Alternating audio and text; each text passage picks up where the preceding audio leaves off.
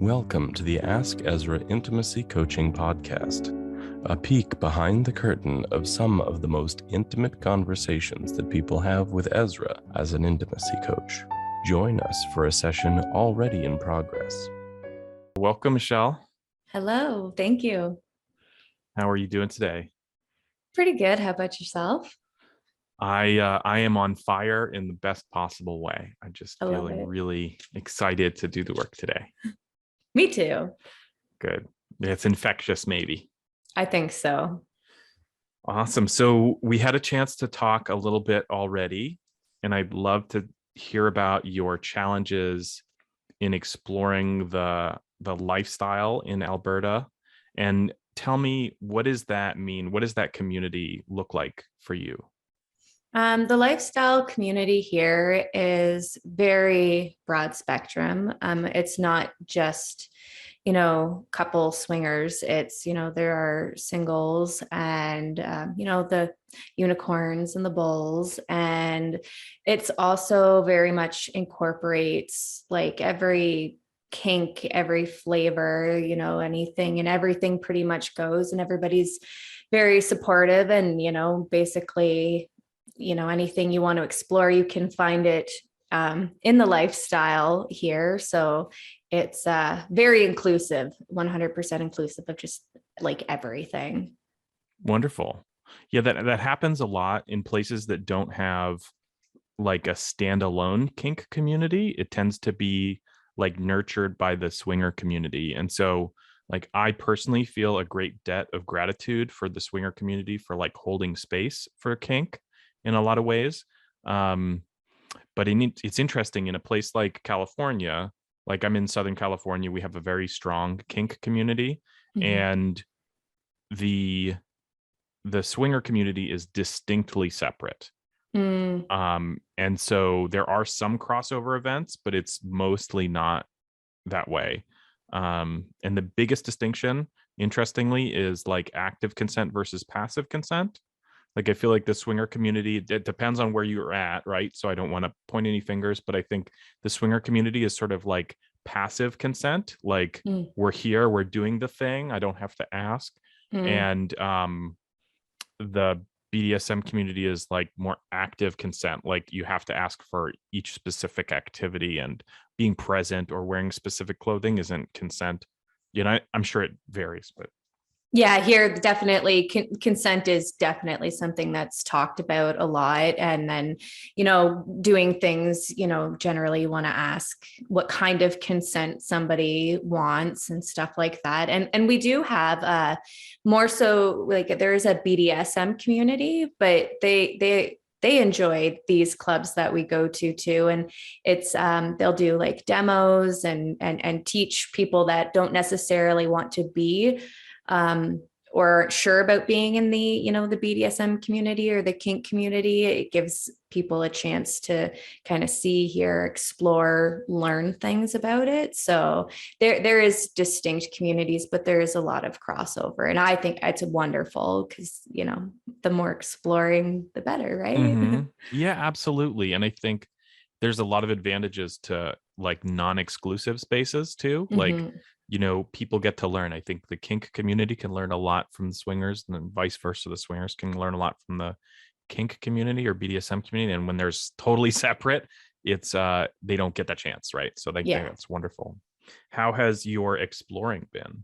And are you exploring on your own, or are you exploring with a partner? No, I explore. So my husband and I, we have actually been together for 19 years. So I was very young when we got together. I was 16. So we just entered into exploring this probably about, I think we're coming up to 2 years now. So unfortunately, kind of during all the COVID thing, which made it a little more difficult for exploring, but we have gotten out to the clubs and made connections with other couples. We only play together, and it's been a bit of a challenge for me in that I have a lot of body image issues, and which is so weird because like you go to these clubs and it's so body positive there. So body positive. Everybody, well, I mean, appears to be comfortable. I'm sure some people, do have their issues like I do too. But and I loved it. I remember the first time going to a club, seeing every shape, size, color, just wearing whatever made them feel sexy and amazing, and just that energy from it. I loved it so much. And then I realized, like I wish I only had like their confidence and their, um, to feel that good and comfortably. Cause I want to wear sexy things and, feel all sexy, but that there's so much fear around exposing that. And so it gets into my head. And so then even when it comes to, it's been a struggle with when it comes to playing with couples, because then I get all like shamey of myself. I'm like, well, like she's got a really nice body and mine is not that nice. So then I'm like, I get insecure and very judgy, and it really takes me out of the fun of it. Cause I'm like, well, I'm just going to feel like this gross, ugly person and be all exposed. And then people aren't going to enjoy me, and that's going to wreck it. And then it'll be my fault. And so that's been definitely one of my biggest challenges in exploring within the lifestyle is just, that being very hard on myself. Yeah. Yeah, that does sound really tough. And I want to commend you for showing up. Like it doesn't sound like you're letting that stop you from showing up. Mm-hmm. Right. I keep trying, but it gets difficult. Like even not in the lifestyle, even just with my husband, I want to put on the sexy outfits, and I try to. I put them on, and then I go look at myself in the mirror and I'm like, this looks terrible. You look terrible, and it's going to be a boner killer. And then that's going to just confirm that, your body is disgusting. I would also like to note that I do also I was born with a deformity. So I don't have a belly button. It's all like scarred and stitched together. And then there's like these two little ish bulges of like scar tissue underneath. So that's created these like little bulges. So, growing up, I didn't have issues with my deformity. My family made it a very big deal that, I knew that, it makes you special, it makes you unique. And it did all of those things for me. And I felt very special and unique. And then enter the teenage years. And it was a sexual encounter with a boy. And I took my shirt off, and he didn't know about it, and he saw it and he was like, that's disgusting. Put your clothes back on.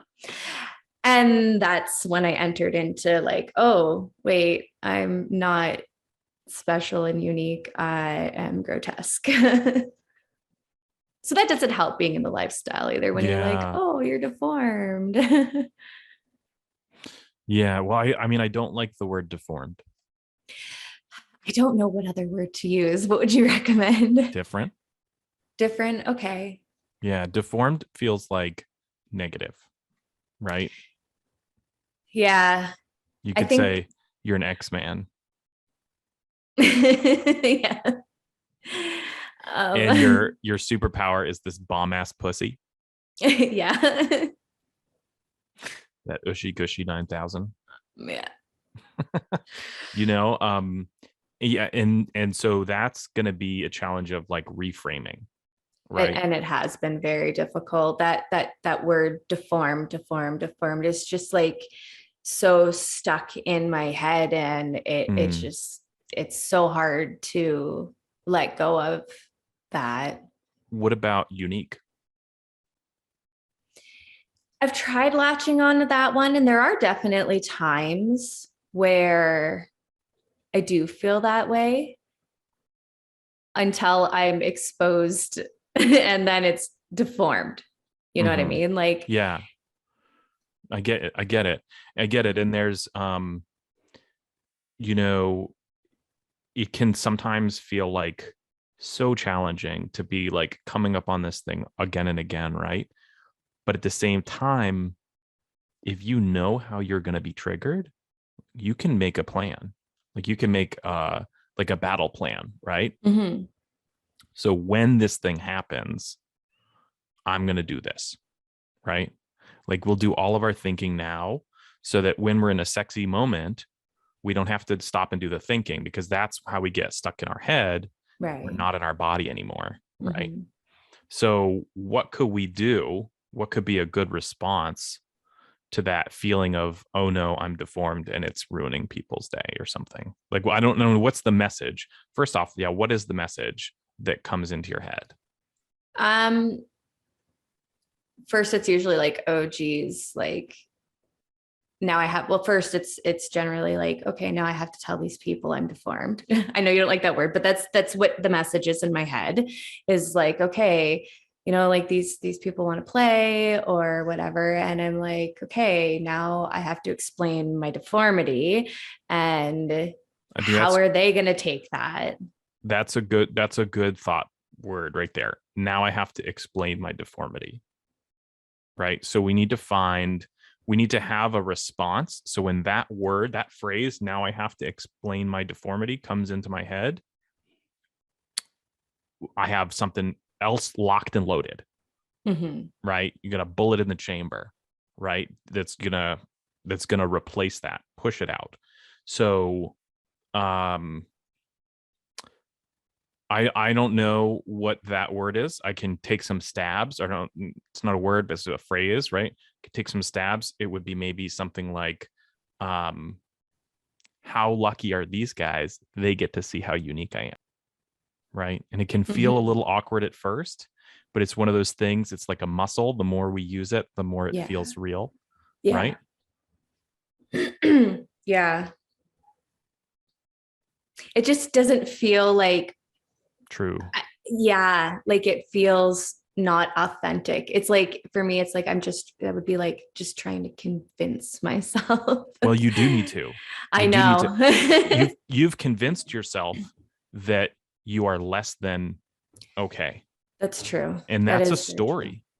That's a story. It's a bullshit story. And I'm not buying it, Michelle. Right?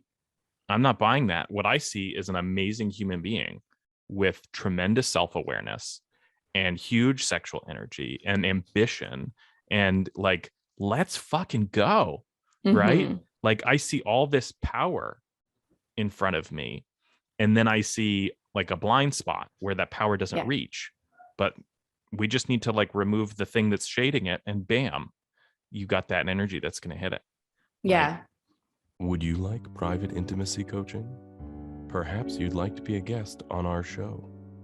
Either way, book your free 30-minute intro call with Ezra at Askezra.info.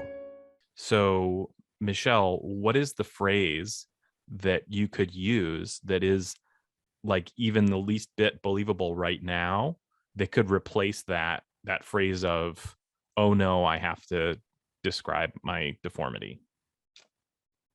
Hmm.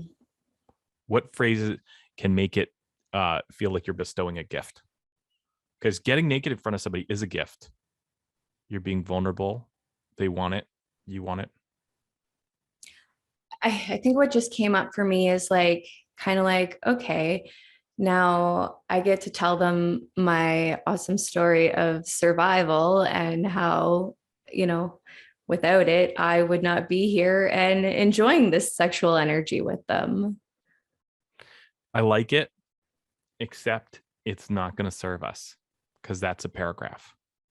Right. I need something equal weight, right? Oh no, I have to disclose my deformity. Mm-hmm. Let's turn it into, oh yes, I get to what? I get to share my unique body with them. Yes. Yeah. Fuck Yeah. yes. Okay. Yeah. I like that. Okay. Yeah, that's great. Fuck yes. I get to share my unique body with them or something. I want to say that again. Over the top. I get to share my unique body with them. Awesome. Yeah. Yeah. That actually, it didn't feel off or disgenuine or, yeah, that definitely, felt like it settles more, organically in me. So we're going to do a really weird role play where I'm the negative voice in your head. Okay. And you're you with your conscious self, because sometimes these negative voices sort of like creep up from the unconscious, right? Yeah. So you be just you, and I'm gonna say, oh no, now I have to describe my deformity, and you're gonna disagree with me, that little internal voice, and come to me with power. Come to me, reach into that sexual energy that I know you have, and take that fire and bring it forward and deny me this negative talk, right? Okay. Oh no, I have to describe my deformity to them. Actually, I get to share my unique, amazing body with them. Awesome. Yeah, great. I love it. And if you say it out loud, it's always going to be louder than the internal voice. Yes, absolutely. Yeah. Absolutely. And I can feel it. Like I can feel it in my body, not just like my head when I say it, like I can feel it and it feels good. Great. Where does it show up in your body? My chest, definitely in my chest, like a warm, like a warm ball of fire. Right. Yeah. Sometimes you can even envision like a hearth, like a fireplace, and you're stoking that fire. Right. Like blow on it. There's a fire breath, like the Agni pranayama. Yeah. Okay. Yeah. You might look into it. It's sort of like I don't want to do it because I'm going to get it wrong, but I remember there was like a really long, deliberate out breath, like you're almost like blowing on a fire. It's not, you don't want to get dizzy, but like, you taking that breath and you're like, right? So check it out. Agni is the Hindi word for fire. I like that. Yeah. Agni breath or Agni pranayama. Because pranayama is the breath work in yoga. Oh, okay. Yeah. So that could be some body work to like help embody that, make it even, hotter. And it's like, because I really resonate with like fire and flames and like fiery energy. Like that's definitely something that resonates with me. Fantastic. I think that's why I'm on fire today, is because you've given me that hearth. I could put so it's a little suggestive, but I can sort of give you some of those coals and these this tinder. Yes. And we can get that fire going. Yeah. Oh, great. I love that. Fantastic. And I think this is really special. I think you got something really special here, and it's useful in some of these other challenges too. Mm-hmm. So I want you to feel that embodied power, that fire, and like bring it to some of these other challenging experiences. Like I would challenge you to like find an outfit that you feel is sexy, right? Like find an outfit where you're like, yeah, okay, I actually have one and it's red like fire. Good, great. Yeah, like I got a whole theme apparently. You're helping me. Yes. You're helping me learn. I do actually have this theme, this fire theme about me. Awesome. The phoenix has risen. That's actually, yes, that's the phoenix. That is like my thing. I want this great big tattoo of a phoenix because it totally, I resonate with the phoenix, everything. Fantastic. Yeah. Awesome. So this is what I wanted you to do. I'm going to give you some homework here. Okay. Take it or leave it. Right. I'll probably take it. I like to I'm grow. Not your dom, but this could be could you tell me like you are my dom? That might help. I would really like that. That helps me. That'll be an extra charge. Okay. So what I want you to do Okay. is I want you to get that outfit that you like. Mm-hmm. Okay. And I want you to wear it for no reason. Like it's Okay. tempting to like be like, oh, we're gonna have a sexy night. This is why I'm wearing these clothes. No, be like, these are these 3 hours where I'm wearing this sexy outfit. If a sexy time happens, it happens. But like that's not why we're wearing it. We're wearing it to get comfortable in that. Right. Mm, And then I yeah. want you to bring that fire to that experience. Okay. I Yeah, yeah. like that. Like you're already prepared with this phrase to combat that negative self-talk, Mm-hmm. but let's use that energy, that embodied energy of the hearth that's really burning to like to burn passion into that outfit. Almost feel Mm-hmm. like you've got these like vibrations. Now you're like imbuing this fabric with those Okay. Yeah. vibrations, right? And so when Yeah. you put them back on, you can like access that moment. But Mm-hmm. it's really about you feeling sexy, right? Like if somebody else is involved and it works, great, right? That whatever it takes. But what I'm concerned with is you feeling sexy in that outfit Yeah, absolutely. and really digging into feeling sexy. Like, Mm-hmm. and what I want you to do with all of this like burning sexual energy, like you've got it in this outfit, like this is now your power outfit, right? Mm, This is the outfit where you're like, I know I'm going to feel sexy in this outfit because you've had time to practice, right. right? So then take that to that next experience with a couple or with your partner, Mm-hmm. or maybe this is something you do like kind of regularly. But like I do the same thing with a suit. Like the day that I get a suit, I don't feel powerful in that suit. Okay. Yeah, like I need to get into it. I need to like wear it around the house a little bit, like feel comfortable with it, make sure that it's tailored right, you know? And I got to get like me in the suit have to vibe first, Right.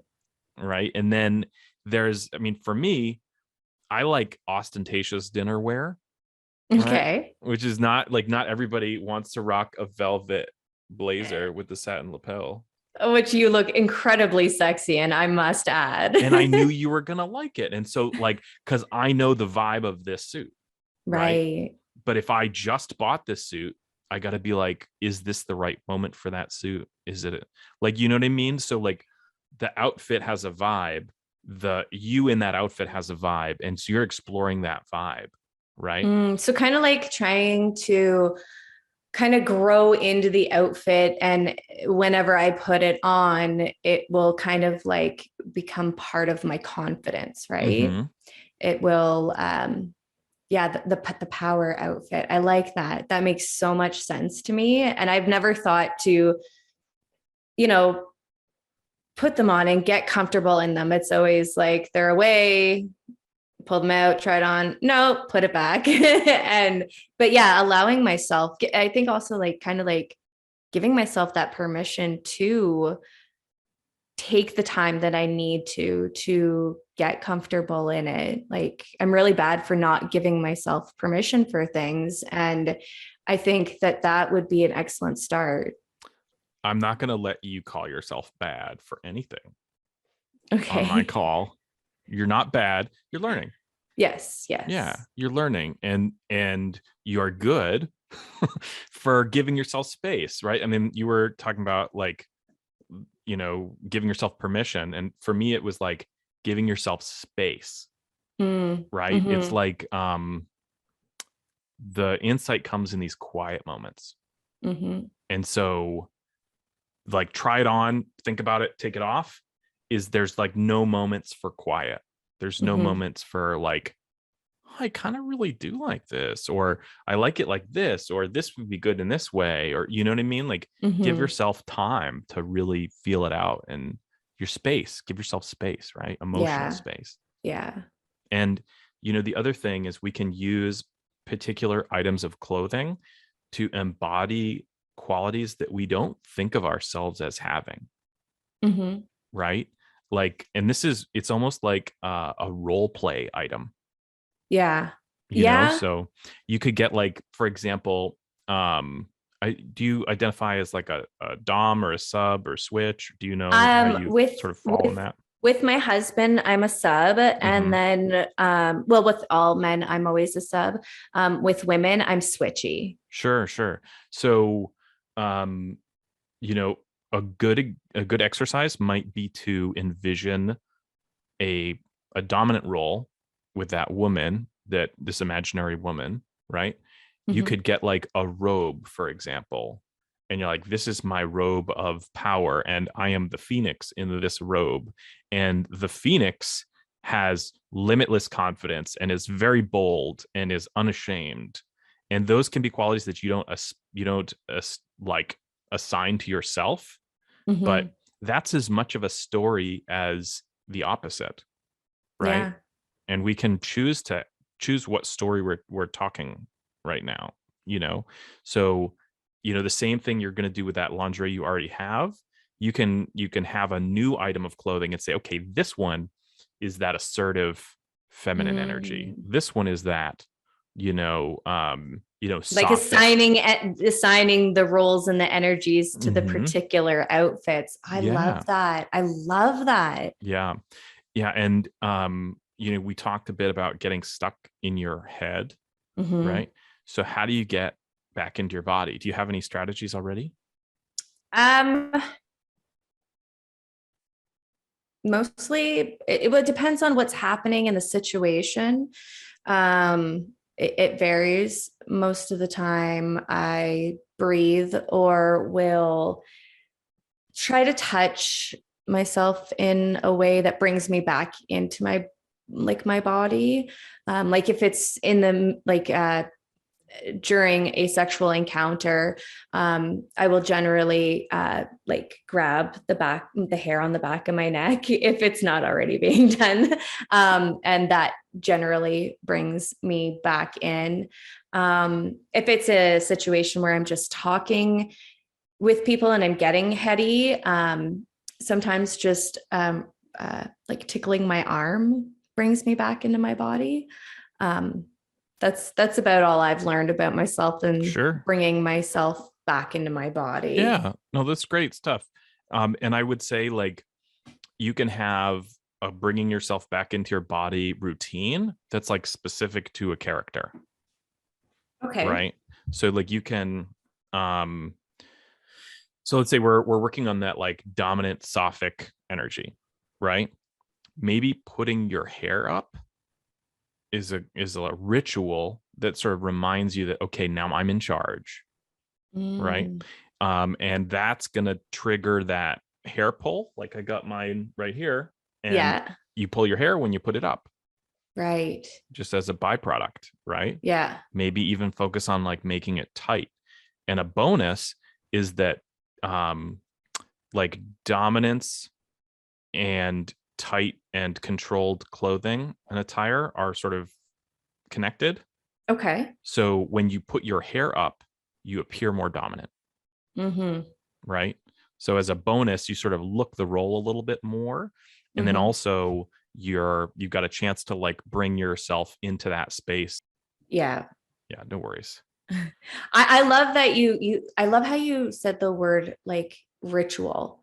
Like it feels like it just would really all of that, like getting into those outfits and assigning them like its own power and its own character and thing for me, and then bringing in the ritual part, because I'm not, I wouldn't say I'm OCD, but like I like routine. And I Mm-hmm. think that incorporating that idea of like a ritual would really, really get me out of my head. And I've never even thought of something like that. But that is totally something that I could play with and try on. And I think it would like that would do so much for me.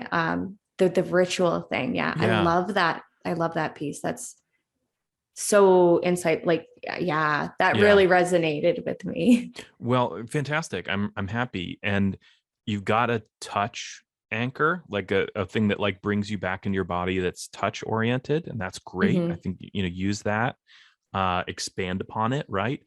But also there's all these other senses. and they Mhm. all do the same job in getting you back into your body. So you could pick an aroma for this Mhm. dominant Sophic energy, and then the smell, that the robe always smells of orange oil, or Okay. whatever. Maybe even pick like a more masculine Yeah. aroma if you want, like sage or sandalwood or something. Mhm. And then make sure that robe or that outfit or that perfume corresponds, so that the aroma brings you back into that headspace. Right. Yeah.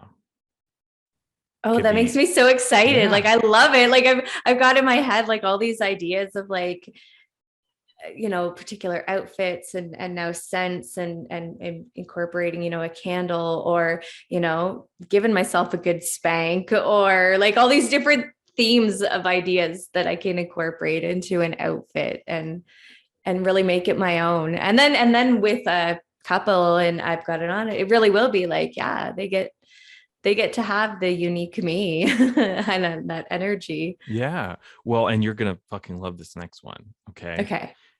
Because if you embody this dominant energy, then people will ask you to tell them what to do. Mm-hmm. Right. That is the response. If you come with this dominant energy and somebody has like a willingness to reciprocate that, then Mm-hmm. they'll say, okay, what do you want me to do? Which Mm-hmm. puts you in a position of power, right? It's Mm-hmm.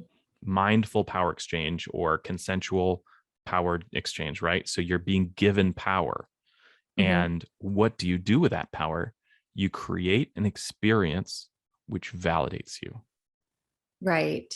right? I mean, we talked a little bit about this, like feeling of abandonment. Mm-hmm. The Tell fear, them yeah.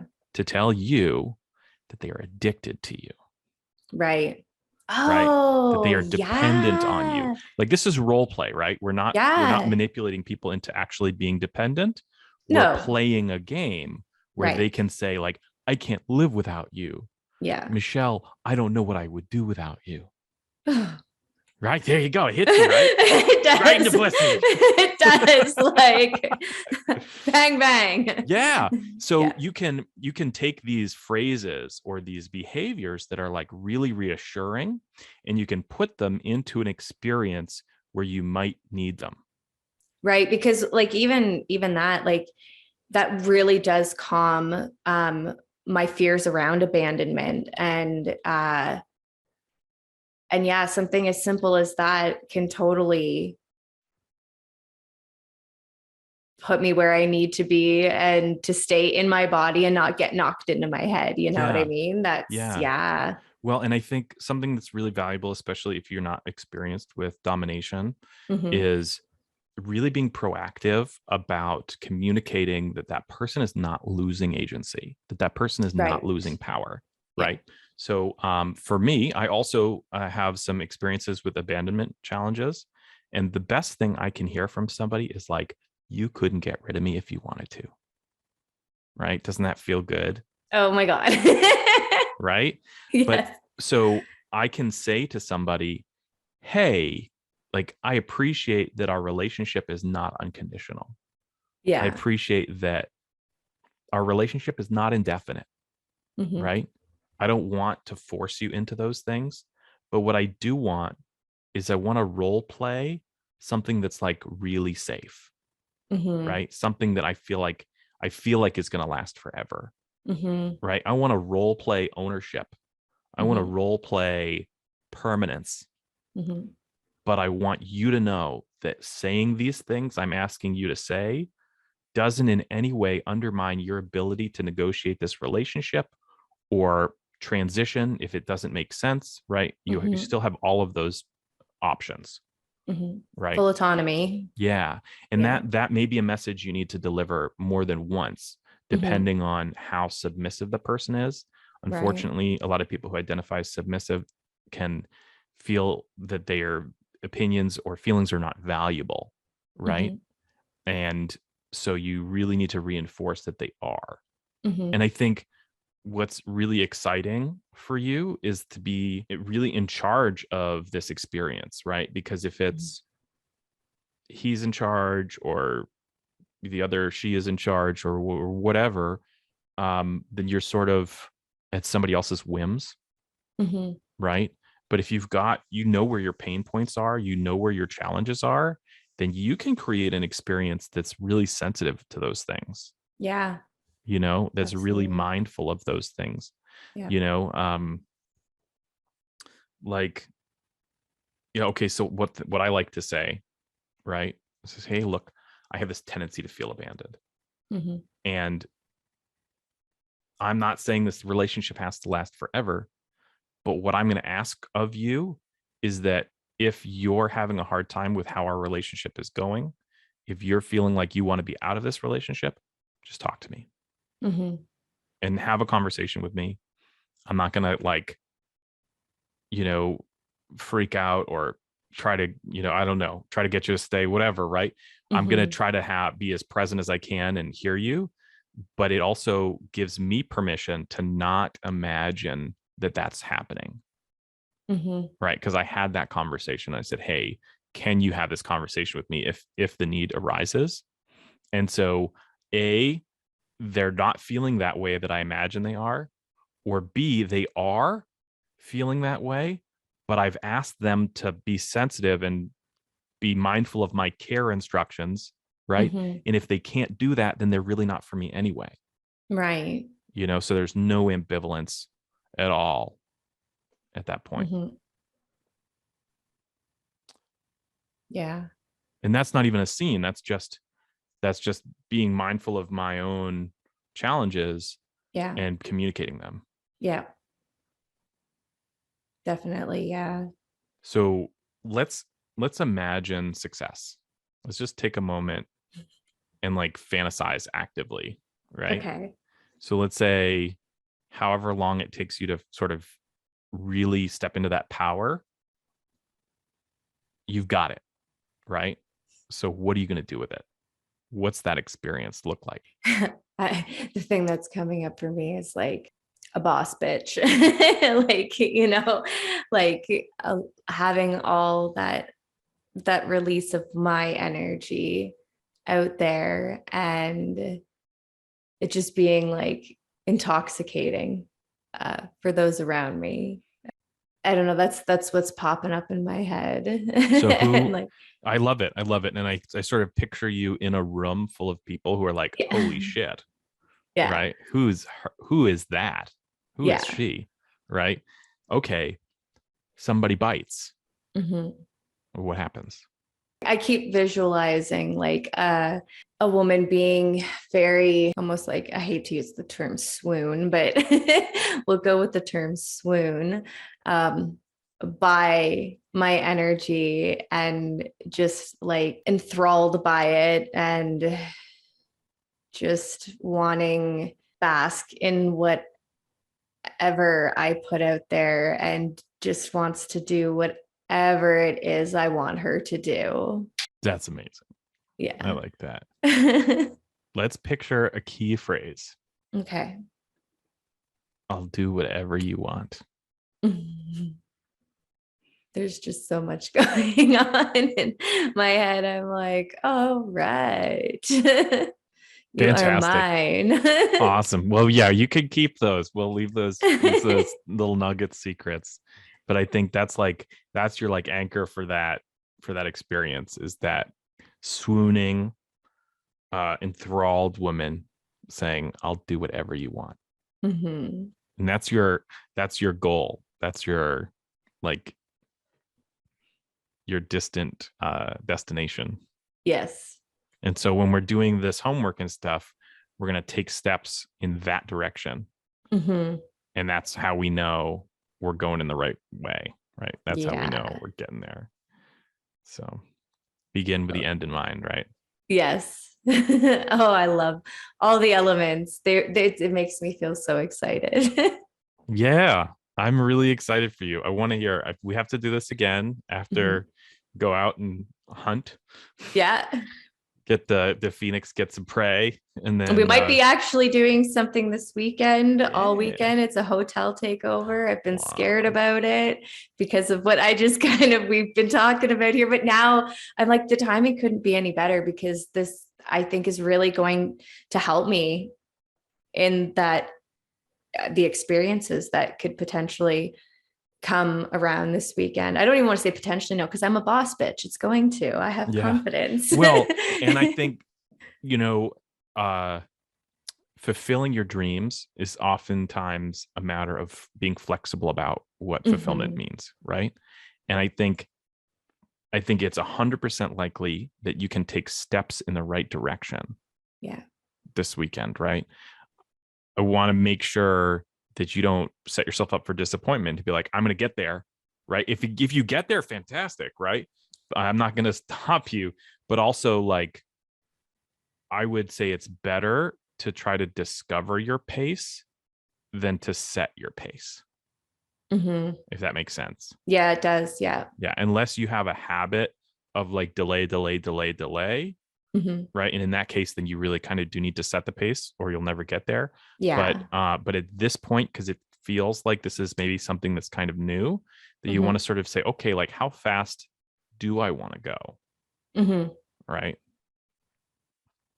For me, I'm always rushing and I need to say, okay, slow down. Enjoy. I'm pretty slow. I am pretty slow. I'm not a big pusher, but I think that slow progression buildup of it and playing with it is going to be like potentially amazing or disastrous. Either way, I'm learning something. Yeah. There you go. Either way, you're learning something. It's not a disaster if you learn something. Exactly. I learned something. I'm so excited for you. I'm jealous even. Thanks for watching the Ask Ezra Intimacy Coaching Podcast. Support our show at patreon.com/AskEzra. Join us at the personal growth tier and receive a special thank you on the next podcast episode.